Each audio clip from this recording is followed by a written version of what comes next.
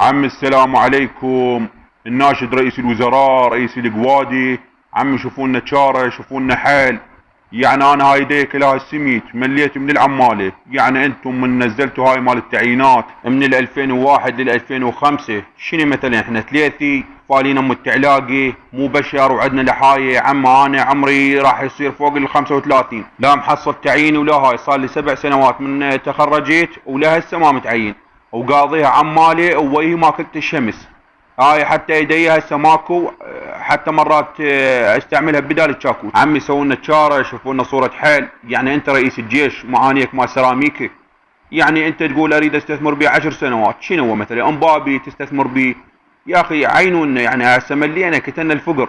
يعني بشرفك الدياي ما اكله من العيد للعيد. يعني هسه اذا تفتح بطنه تلقاها بس ريوقات، اتريق جيمر واتعشى جيمر، قمت حتى ما افرق بين الليل والنهار.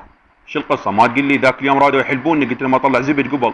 ما كنت يشوفونا حال يعني رحم الوالديكم ملينا. يعني احنا والله جيل ال90 مظلومين، قضيناها حروب ودمار وكل شيء ما شفنا. يعني احنا هسه ماكو، احنا وطلاب السادس سوا، لان اثنيننا ما ادري شنو سالفتنا. سوينا تشاره فدوى اروح لكم. يعني انتم راح تعينون هذا بال 18، هو بال 18 بالموقع ما يقبلونه مو بالجيش.